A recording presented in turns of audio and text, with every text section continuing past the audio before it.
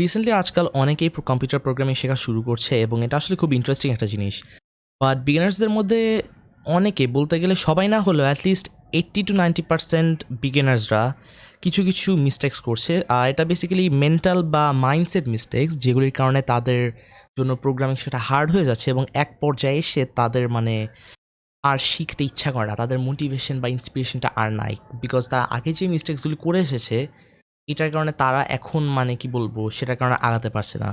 তো আজকের ভিডিওতে আমি এই জিনিসগুলো ডিসকাস করব, যে কিছু প্রবলেমস যেগুলির কারণে প্রোগ্রামিং শেখার আমাদের জন্য কঠিন হয়ে যায়, বা আমরা ধরেন আরও আগাতে পারি না, বা যা শিখলাম সেটা কিছু বানাতে পারি না। অ্যান্ড এই ভিডিওটা আসলে যে জিনিসগুলো আমি বলবো সেগুলো আমার নিজের এক্সপিরিয়েন্স থেকে, অ্যান্ড আমি কোনোভাবে এক্সপার্ট না, আমি নিজেকে এক্সপার্ট হিসেবে গণ্য করি না। সো এগুলি ফুললি আমার পার্সোনাল অপিনিয়ন, অ্যান্ড আপনাদের যদি সেগুলি ভালো না লাগে কাইন্ডলি এটা ইগনোর করার চেষ্টা করবেন। বাট আমি এটা বলতেছি যে ম্যাক্সিমাম কমন মিস্টেক্সগুলি যেগুলি বিগিনার্সরা করে, অ্যান্ড এটা আদার প্র্যাকটিক্যাল হয়ে অনেকভাবে এটা একটা চিন্তার একটা প্রবলেম, যে আমরা কীভাবে প্রোগ্রামিং নিয়ে চিন্তা করে অ্যাপ্রোচ করি। অ্যান্ড এই ভিডিওর মধ্যে আসলে আপনাদের খুব বেশি ভিডিও বা ইম্পর্টেন্ট কোনো কিছু নেই। আপনারা যদি চান আপনারা এই ভিডিওটাকে ব্যাকগ্রাউন্ডে রেখে আপনারা অন্য কাজ করতে পারেন, তাতে কোনো সমস্যা নেই। বা আপনি যদি বাইরে থাকেন, আপনি কানের মধ্যে হেডফোন লাগিয়ে এটা শুনতে থাকেন, কোনো সমস্যা নেই। এটা অনেকটা পডকাস্ট টাইপের। বা যেহেতু ইউটিউবে দিচ্ছি, এটার মধ্যে কিছু না কিছু একটু ভিডিও কন্টেন্ট দিলাম, বাট সেগুলি খুব ইম্পর্টেন্ট কিছু না। সো এখন আমরা সবার আগে ধরেন চিন্তা করি যে প্রোগ্রামিং জিনিসটা কী, অ্যান্ড এইটা নিয়ে আমাদের সবচেয়ে বড় প্রবলেম স্পেশালি বিগিনার্সদের মধ্যে, সেটা হচ্ছে যে অনেক বিগিনার্সরা আছে যারা ভাবে যে আমার যদি প্রোগ্রামিংয়ে পারদর্শী হতে হয়, আমার যদি একটা ভালো ডেভেলপার হতে হয়, আমাকে অনেকগুলি প্রোগ্রামিং ল্যাঙ্গুয়েজ শিখতে হবে। এটা আসলে খুবই ভুল, এমনকি একদিক থেকে বোকা একটা চিন্তা। কারণ আপনি যদি চিন্তা করেন যে প্রোগ্রামিং আসলে জিনিসটা কী, তাইলে আপনারা বুঝবেন যে এই চিন্তাধারাটার মধ্যে সমস্যাটা কোন জায়গায়। তো সবার আগে আমরা যেটা অনেকেই জানি বাট বুঝি না, সেটা হচ্ছে যে প্রোগ্রামিং আসলে একটা প্রবলেম সলভ করার উপায়, প্রবলেমের সমাধান করার উপায়। এখন প্রবলেমটা কি? সো প্রবলেম বেসিক্যালি হইতেছে যে কোনো ধরনের একটা ফিচার বা যে কোনো নতুন একটা কিছু, বা ধরেন রিয়েল লাইফে আমাদের কোনো একটা প্রবলেমকে যদি আমরা সমাধান করতে চাই, সেটা করবো প্রোগ্রামের মাধ্য দিয়ে। সো এটা যদি খুব ভালোভাবে এক্সপ্লেন করে না থাকি, আমি একটা উদাহরণ দিই। যেমন ধরেন করোনা ভাইরাস মহামারীর কারণে আমাদের বাসায় আমরা অনেকে বসেছিলাম এবং আমরা বাহিরে বাজার করতে যেতে পারতাম না, বা কোনো কিছু কিনতে চাইলে মার্কেটে যেতে পারতাম না। এই যে একটা প্রবলেম আমাদের, এটা কিন্তু সমাধান হয়েছে ই-কমার্স সার্ভিস দিয়ে। দারাজ, আলি এক্সপ্রেস বা আরও অনেক কোম্পানি আস্তে আস্তে তাদের অনলাইন পারচেসিং প্ল্যাটফর্ম ওপেন করছে। সো ই-কমার্স দিয়ে এই প্রবলেমটা সমাধান হয়েছে।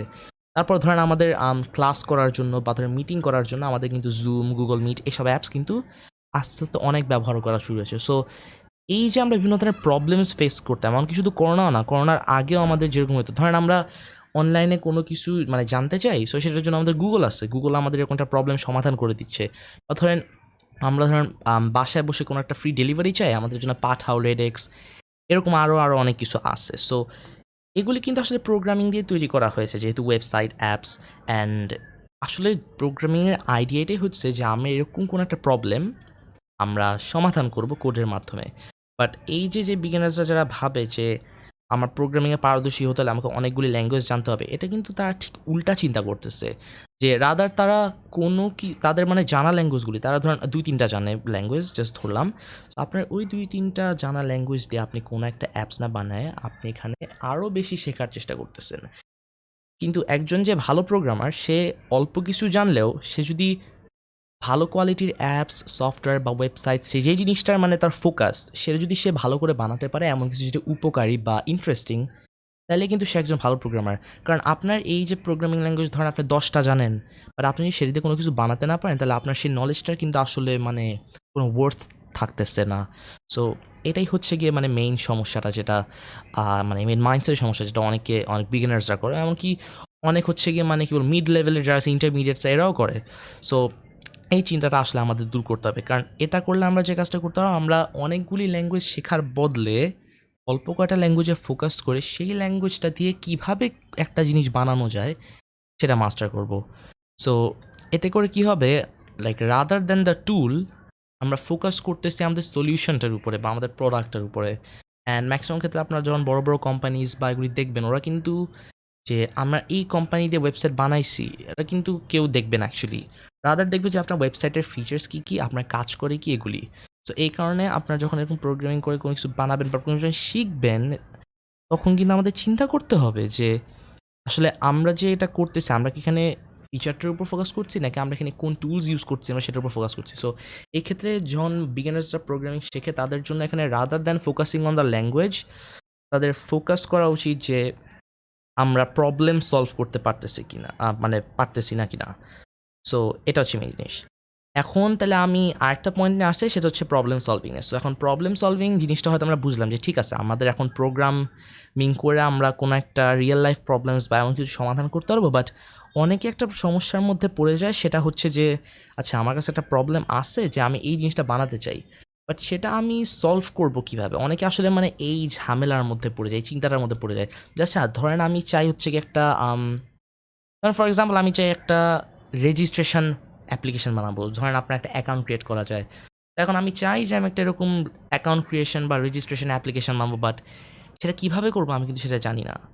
তো এটার জন্য আপনাদের অ্যাকচুয়ালি মানে কিছু কনসেপ্টস জানা দরকার। কনসেপ্টস অ্যাজ ইন আপনাদের কীভাবে জিনিসগুলি কাজ করে। কারণ প্রোগ্রামিংয়ের ক্ষেত্রে অ্যাকচুয়ালি রাদার লাইক এটা আপনার প্র্যাকটিক্যালের থেকে এটা থিওরি অ্যান্ড কনসেপ্টস অনেক ইম্পর্টেন্ট। আপনাদের ধরেন নেটওয়ার্ক প্রোটোকল বা normal computer and tech concepts বা ধরেন ফ্রেমওয়ার্কস, লাইব্রেরিজ, এগুলির ব্যাপারে জানা দরকার হয়।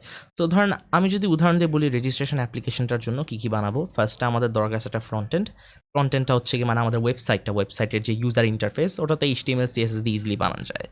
অ্যান্ড সেই ফ্রন্ট এন্ডটার মধ্যে আপনাদের থাকবে একটা নেম, ইমেল, পাসওয়ার্ড অ্যান্ড একটা সাইন ইন বাটন। সো ধরেন এই চারটা আমাদের থাকলো। সো এটা গেল আমাদের ফ্রন্ট এন্ড পার্টটা, যেটা ইউজাররা দেখবে। এখন আমাদের দরকার হচ্ছে কি একটা সার্ভারের মধ্যে সব কয়টা মানে রিকোয়েস্ট পাঠানো, যাতে করে কি করে সার্ভারটা সেই ইউজার ডাটাটাকে ডাটাবেজের মধ্যে স্টোর করে। এখন আমাদের একটা সার্ভার অ্যাপ্লিকেশন বা ব্যাকএন্ড অ্যাপ্লিকেশন বলে ওটাকে, বা অনেকে ব্যাকএন্ড সার্ভারও বলে, আমি এটাকে ব্যাকএন্ড অ্যাপ্লিকেশন বলবো। সো ব্যাকএন্ড অ্যাপ্লিকেশনটা বানানোর জন্য অনেকের মানে আপনারা অনেক প্রোগ্রামিং ল্যাঙ্গুয়েজ ইউজ করতে পারেন না। একই কাজের জন্য অ্যাকচুয়ালি অনেক প্রোগ্রামিং ল্যাঙ্গুয়েজ আছে। আপনি ব্যাকএন্ড অ্যাপ্লিকেশন বানানোর জন্য পাইথন বা জাভা, গোল্যাং, C# নোড.js, অনেক ল্যাঙ্গুয়েজ আপনি ব্যবহার করতে পারবেন। অ্যাকচুয়ালি নোড.js অ্যাকচুয়ালি একটা ল্যাঙ্গুয়েজ না, রাদার একটা রান টাইম। বাট মানে আই হোপ আপনার আইডিয়াটা বুঝতে পারছেন। সো এখন ধরেন ব্যাকএন্ড একটা বানালাম এরকম সার্ভার, বাট সেই সার্ভারটা এখন করবে কি? এই সার্ভারটা এখন রিকোয়েস্টটা পাবে যে আমার ইউজারের ইনফরমেশন, সেই ইনফরমেশনগুলি নিয়ে পাসওয়ার্ডটাকে হ্যাশ করবে, অ্যান্ড হ্যাশ করে তারপর ডাটাবেসের মধ্যে স্টোর করবে। আমি এখন হ্যাশিংয়ের কথা কেন বলতেছি, কারণ হ্যাশিং হইতেছে আপনি আপনার পাসওয়ার্ডটাকে এমনভাবে মানে পুরো হিজিবিজি বানিয়ে ফেলবেন যাতে আপনার পাসওয়ার্ডটা স্টোর করার পর কোনো কারণে যদি কোনো হ্যাকার আপনাদের ডাটাবেসের মধ্যে ঢুকে যায়, বা ধরেন আপনি যদি কোম্পানি হন, আপনার কোনো কোম্পানির এমপ্লয়ি যদি আপনার ডাটাবেসে ঢুকে যায়, সে কিন্তু ইউজারের পাসওয়ার্ডগুলি দেখতে পারবে না। সে কিন্তু ইউজারের পাসওয়ার্ডগুলি দেখতে পারবে না, এবং এটা অ্যাকচুয়ালি সিকিউরিটির দিক থেকে ভালো। সো এখন আপনারা দেখেন, তারপরে আরেকটা জিনিস হচ্ছে আমার এখানটা ফ্রন্ট এন্ড আছে, আমার এখানটা ব্যাক এন্ড আছে। But front end and back এন্ডের সাথে কমিউনিকেট কীভাবে করবে? ওয়েল, সেটার জন্য দরকার একটা API, একটা অ্যাপ্লিকেশন প্রোগ্রামিং ইন্টারফেস। সো আপনার ব্যাক এন্ডটা একটা API-কে এক্সপোজ করবে এবং ফ্রন্ট এন্ডটা সেই API-টার কাছে রিকোয়েস্ট পাঠাবে, যেটা আপনার ব্যাক এন্ড রিসিভ করবে। সো এই ক্ষেত্রে আমি এখানে যে জিনিসটা বলতে চাচ্ছি যে এই যে কনসেপ্টগুলো আমি বললাম, আপনার front end, back end, API, তারপর হচ্ছে গিয়ে হ্যাশিং, এইসব কনসেপ্টসগুলো আপনাদের জানা দরকার হবে যদি আপনারা প্রোগ্রামিং কোনো কিছু ডেভেলপ করছেন। কারণ ইন দি এন্ড প্রোগ্রামিং হচ্ছে গিয়ে সব কিছু লাইক এই সফটওয়্যার বা অ্যাপ্লিকেশন ডেভেলপ করার জন্য, প্রবলেম সলভিং করার জন্য। তো এটার ক্ষেত্রে আপনার শুধু ল্যাঙ্গুয়েজগুলি জানলেই হবে না, আপনার আরও অনেক ICTর concept, computer tech, network protocols, API, framework, library, এগুলো আপনাদের জানতে হবে যাতে করে আপনারা অ্যাপ্লিকেশনটা বানাতে পারেন। কারণ এইসব অ্যাপ্লিকেশন বা এইসব সফটওয়্যার বানানোর ক্ষেত্রে কিন্তু শুধুমাত্র একটা জিনিস জানলেই হবে না, আপনার অনেক কিছু মিলে এরকম বড় কিছু একটা বানানো যাবে। তো এখন ধরেন একজন বিগিনার যদি ধরেন এরকম হ্যাশিংয়ের ব্যাপারে না জানে এবং সে যদি জাস্ট একটা নর্মাল ব্যাকএন্ড এরকম যদি বানিয়ে ফেলে, কারণ কোনো না কোনো কারণে হঠাৎ একদিন একটা হ্যাকার তাদের ডাটাবেসে অ্যাক্সেস পেয়ে গেল, সে কিন্তু সবার পাসওয়ার্ড দেখে ফেলতে পারবে। এমনকি অনেক ইউজাররা কিন্তু আবার তাদের সেম পাসওয়ার্ড মাল্টিপল ওয়েবসাইটসে ব্যবহার করে। সো এটা কিন্তু একটা সিকিউরিটি রিস্ক। এই কারণে আমরা যদি ভালো প্রোগ্রামার হতে চাই বা আমাদের যদি ভালো এরকম সফটওয়্যার এসব ডেভেলপ করতে চাই, তাহলে কিন্তু আমাদের অ্যাকচুয়ালি ল্যাঙ্গুয়েজটা ছাড়া আরও অনেক ধরনের কনসেপ্টস জানা লাগবে এবং কীভাবে কাজ করতে, ইমপ্লিমেন্ট করতে সেটা জানা লাগবে। সো এটা গেল আমাদের হচ্ছে প্রবলেম সলভিং এবং অ্যাপ্লিকেশন ডেভেলপমেন্টের ব্যাপারে মানে যে প্রবলেমসগুলি হয়। থার্ড একটা প্রবলেম হচ্ছে গিয়ে আমি যেটা অ্যাকচুয়ালি মানে খুব রিসেন্টলি নোটিস করলাম, আমাকে অ্যাকচুয়ালি একজন জিজ্ঞেস করছিল এটার ব্যাপারে, সেটা হচ্ছে যে নিজেদেরকে মানে কোনো একটা স্পেসিফিক ল্যাঙ্গুয়েজ বা ফ্রেমওয়ার্কের মধ্যে সীমাবদ্ধ করে রাখা।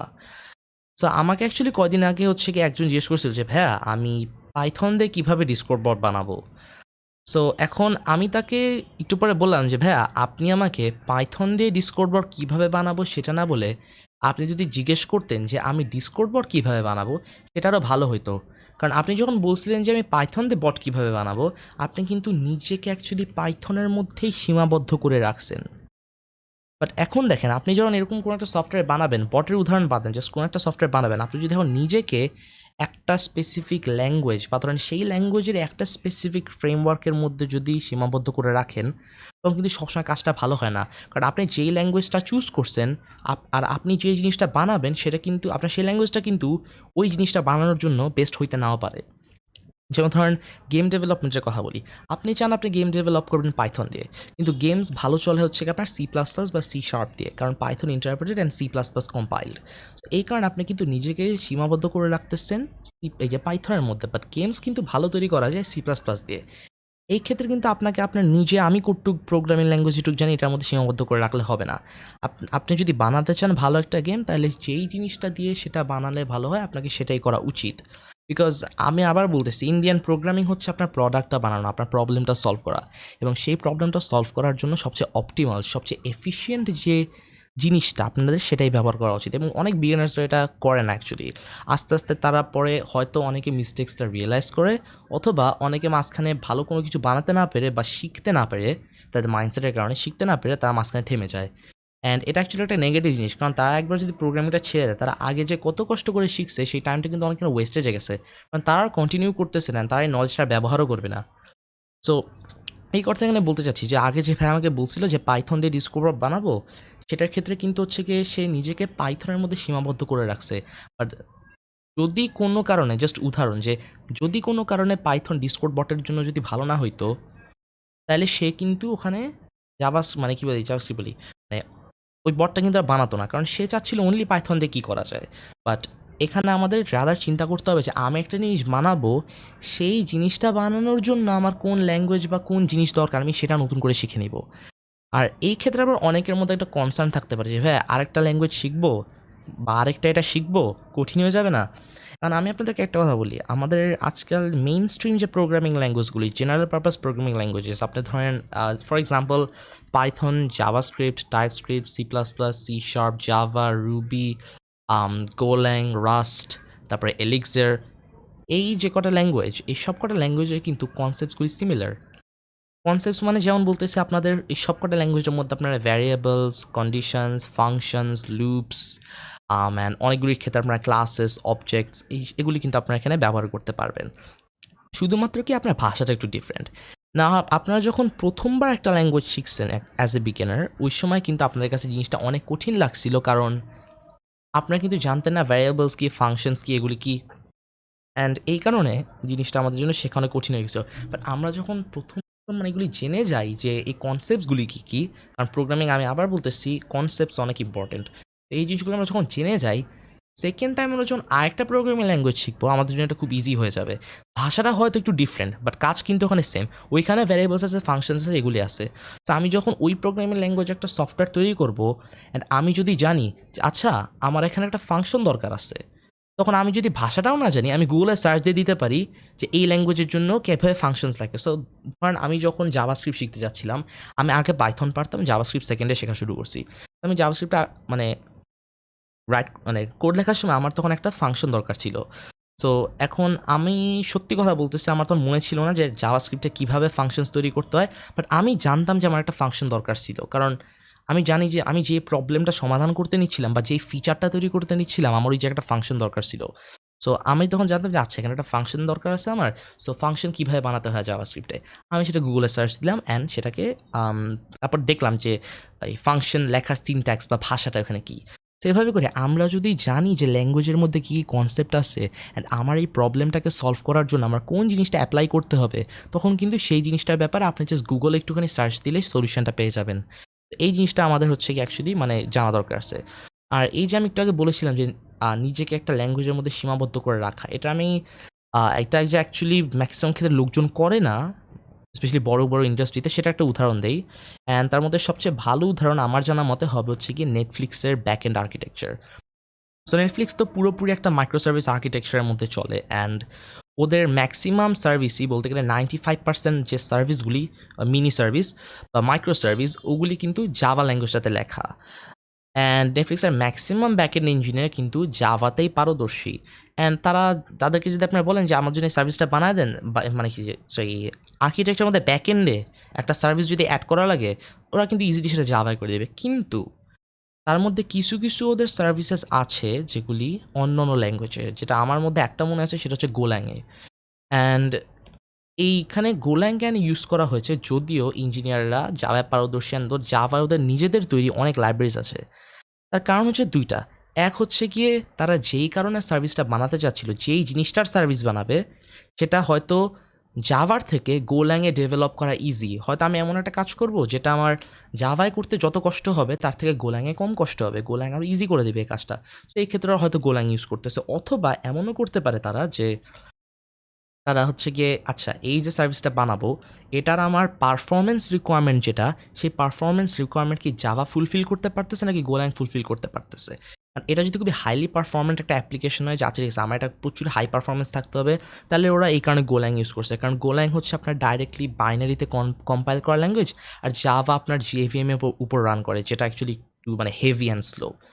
এরকম ক্ষেত্রে দেখেন ওরা যে কাজটা করছে, ওরা যদিও জানতো একটা ল্যাঙ্গুয়েজ খুব ভালোভাবে, ওরা সেইটা না করে ওরা কিন্তু আমার এই সার্ভিসটার জন্য কি দরকার ছিল, তাদের এই সার্ভিসটার জন্য সবচেয়ে বেস্ট এবং অপটিমাল যে জিনিসটার দরকার ছিল তারা কিন্তু সেটাই ব্যবহার করছে।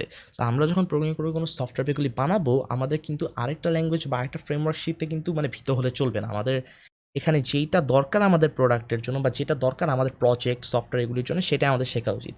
এবং এক্সট্রা কোনো কিছু শিখতে আসলে প্রোগ্রামিং কোনো ক্ষতি নেই, কারণ ইন্ডিয়ান কোনো না কোনো এক সময় সেটা আপনাদের কাছে আসবেই। বাট বিগিনার্সদের জন্য আমি যেটা বলবো সেটা হচ্ছে যে যদি কোনো বিগিনার প্রোগ্রামিং শিখতে চায়, অবশ্যই তাদেরকে যে কোনো না কোনো একটা ল্যাঙ্গুয়েজ দিয়ে শিখতে হবে, নাহলে তারা সফটওয়্যার বানাবে কী দিয়ে। সো এই ক্ষেত্রে আমি রেকমেন্ড করবো যে এমন একটা ল্যাঙ্গুয়েজ চুজ করা যেটার মধ্যে আপনাদের মোটামুটি সব ধরনের কনসেপ্টগুলি আছে। কারণ আমি আবার বলছি কনসেপ্টগুলো অনেক ইম্পর্টেন্ট, যে ভ্যারিয়েবলস ফাংশন ইউজ কীভাবে কী করতে হয় এটা জানা ইম্পর্টেন্ট। সো এমন কোনো একটা ল্যাঙ্গুয়েজ চুজ করা উচিত যেটার মধ্যে হচ্ছে গিয়ে মানে সকল ম্যাক্সিমাম কনসেপ্টস আছে এবং অন্য ল্যাঙ্গুয়েজেও যাতে সেই কনসেপ্টগুলি থাকে, এরকম একটা ভালো ল্যাঙ্গুয়েজ চুজ করা উচিত। এবং সেই ল্যাঙ্গুয়েজটা দিয়ে যাতে মানে অনেক কিছু করা যায়, ধরেন game development, app development, web development, like কী বলবো, একটা জেনারেল পারপাস অলরাউন্ডার টাইপের এরকম একটা ল্যাঙ্গুয়েজ, বা এমন কোনো একটা ল্যাঙ্গুয়েজ যেটা কী বলবো কাজ করতে সহজ, যেটা নিয়ে এরকম কোনো কিছু শেখা উচিত। এতে করলে কী হবে, সবাই কনসেপ্টও শিখবে, এমনকি সেটা মানে জিনিসপত্র তৈরিও করা যাবে। সো এরকম একটা ল্যাঙ্গুয়েজ স্টার্ট করা উচিত। অ্যান্ড প্রোগ্রামিং ল্যাঙ্গুয়েজেসের ব্যাপারে যে কোনটা শেখা উচিত বা কোনটা যে স্টার্ট করা হলো, কোন কাজে কোনটা ইউজ করা উচিত, সেটার ব্যাপারে আমি ইনশাল্লাহ পরে একটা ভিডিও করব। বাট আজকের ভিডিওর জন্য আপাতত এতটুকুই। আই হোপ যে আপনারা যারা যারা আমার সাথে এখন পর্যন্ত আছেন, এই যে সব মিস্টেক্স অ্যান্ড প্রবলেমসগুলি নিয়ে আমি বললাম সেগুলি বুঝতে পারছেন। এবং কারো যদি ভিডিওটা মানে কি বলবো না ভালো লাগে বা কারো যদি মনে লেগে থাকে, আমি এক্সট্রিমলি সরি, বাট আমি জাস্ট এখানে আমার অপিনিয়ন্স অ্যান্ড যেই জিনিসগুলি আমার মনে হয়েছে যে অ্যালার্টিং, সেগুলির ব্যাপারে ডিসকাস করেছি। তো আজকের ভিডিওর জন্য একটুকুই। আপনার যদি ভালো লেগে থাকে ডেফিনেটলি ভিডিওতে একটা লাইক দিবেন, অ্যান্ড এই চ্যানেলের অন্য কোনো ভিডিওস বা কন্টেন্ট নোটিফিকেশনসের জন্য, এমনকি আমাকে সাপোর্ট করার জন্য সাবস্ক্রাইব করবেন। সো আবার পরে দেখা হবে। আল্লাহ হাফেজ।